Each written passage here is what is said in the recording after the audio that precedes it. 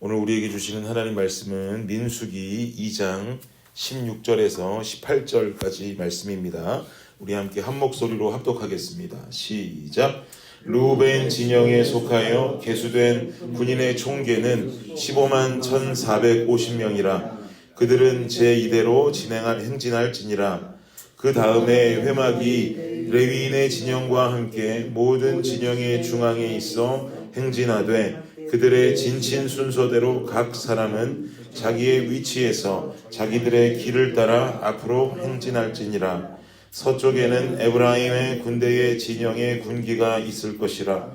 에브라임 자손의 지휘관은 암미웃의 아들 엘리사마요. 아멘. 민수기 1장 말씀에서는 이제 어제와 그제 말씀을 통해서도 우리가 살펴보았던 것처럼 이스라엘의 인구의 숫자를 계수하는 장면이 나왔습니다.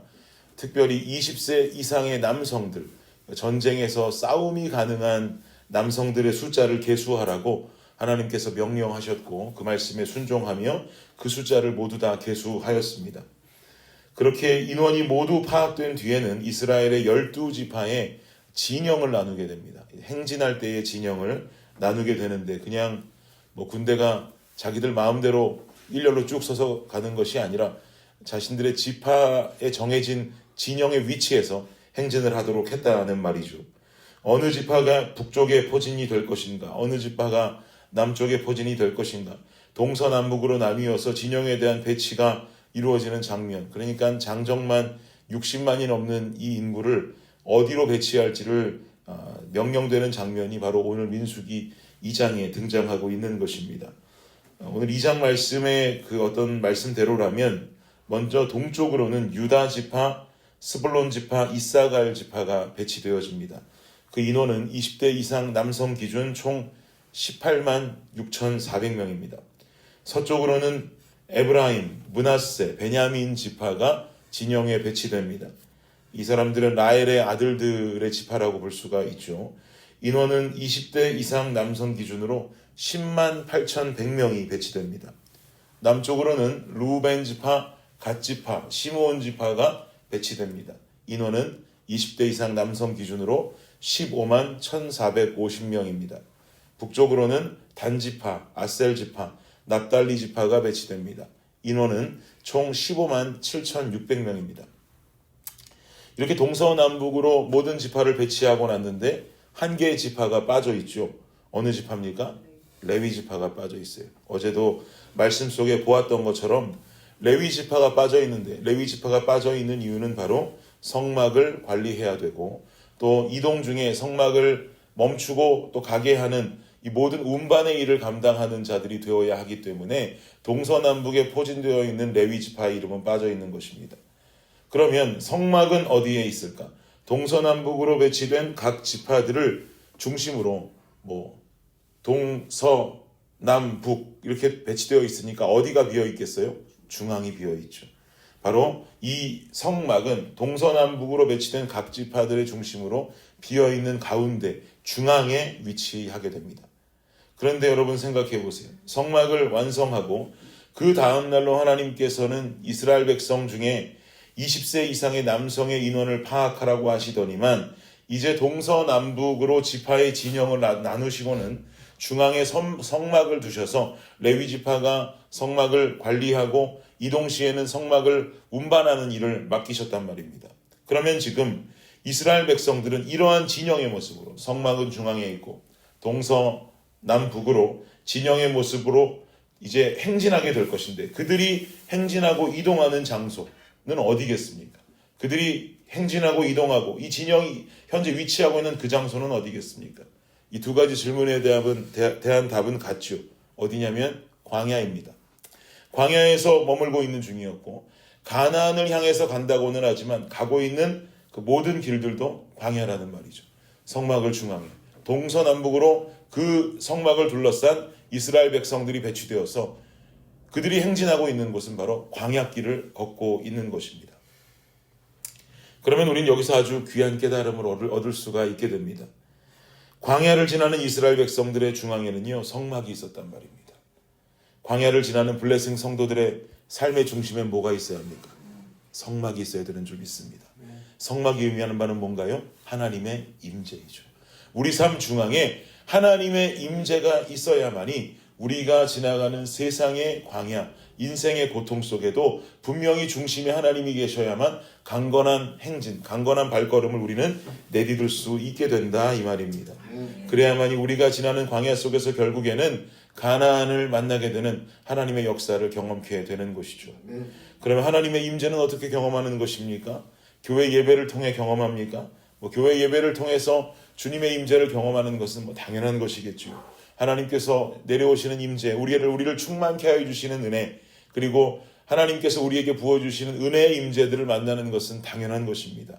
교회 예배를 통해서 하나님의 임재를 경험하고 은혜를 경험하면서 영적인 성장을 이루는 것은 그리스도인으로서 반드시 그렇게 해야만 하는 일입니다. 그런데 문제는 뭐냐면요, 우리가 광야를 겪게 되는 현실은 교회 속이 아니라 세상 속이라는 게 문제인 거예요. 그러면 세상이라는 광야를 지나는데 하나님의 임재는 교회에서만 경험하면 우리가 진정 결국은 걸어가게 되는 세상 속 광야를 강건하게 걸어갈 수가 있겠습니까? 그러니 주일날은 예배 충만하게 드리고 은혜 받았다라고 생각되고 선포하면서도 월요일부터 시작되어지는 삶 속에서는 힘들면 그냥 무너지게 되고 광야가 삶 속에 닥쳐오게 되면 넘어지는 삶을 쉽게 경험하게 되는 것이죠. 그렇다면 이렇게 우리가 넘어지고 쓰러지는 일들은 주일에 받은 하나님의 은혜가 부족해서 그러는 것일까요? 주일날 더 많은 은혜를 경험하면 우린 일상 속에서 안 넘어지고 살 수 있을까요? 오늘 성경이 우리에게 주는 대답은 그렇지 않다는 것입니다. 이스라엘 민족들은 광야 속을 행진하면서도 끝없이 그 성막을 중앙에 두고 있었어요. 그들이 서 있는 동안만 중앙에 둔 것이 아닙니다. 그들이 행진하는 동안에도 성막을 중앙에 두고 행진했습니다. 하나님의 임재를 그들이 걷는 광야 속에서도 계속 한 걸음 걸으면서도 경험하면서 행진했다라는 것이죠. 그러면 세상 속에서 우리가 겪게 되는 광야에서 우리가 강건히 설 수 있는 일체의 비결은 무엇이겠습니까? 우리가 살아가는 세상 속의 일상이라는 시간을 통해서 우리는 그곳에서 하나님의 임재를 경험하면서 살아야 되는 것입니다. 그래야 그 광야를 지나갈 수 있게 되는 것이죠.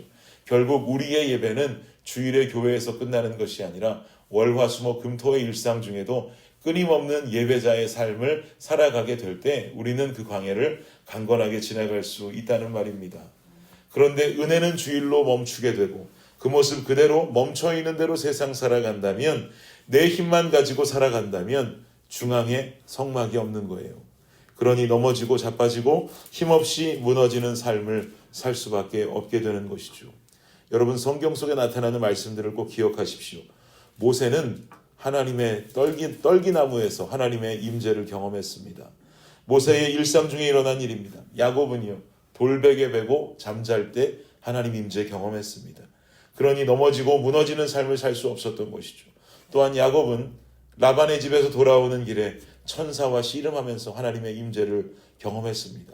어디 제단에서만, 어디 성막에서만 그렇게 하나님의 임재를 경험했던 것이 아니죠.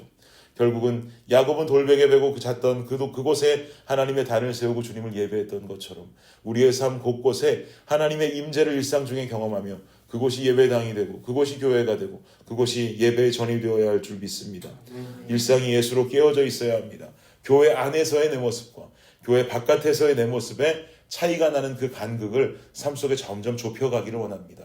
교회 안에서 살아가는 나의 선한 모습과 나의 충성된 그 모습이 교회 밖에서도 동일하게 드러날 수 있는 블레싱 성도님 되시기를 바랍니다.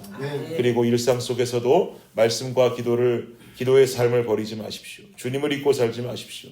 주님은 늘 내 안에 계시기 때문에 우리는 일상 중에 주의 이름을 부를 때 내 안에 계시는 성령께서 나를 충만히 하실 것이고 깨우실 것입니다. 이것을 경험하며 살아가는 자의 광야는 소망이 있습니다. 그렇게 광야를 걸어야 가나안을 만납니다. 그렇게 넘어지지 않고 결국 적과 꿀이 흐르는 가나안 땅을 향해서 오늘 우리에게 주어지는 광야 속에도 성막을 중심에 놓고 마음껏 자신 있게 행진하며 살아갈 수 있는 저와 여러분들의 삶이 되시기를 예수님의 이름으로 축복합니다. 기도하겠습니다. 주님, 우리 삶 정가운데 성막이 존재하기 원합니다. 하나님이 계시길 원합니다. 하나님의 임재가 있기를 간절히 원합니다.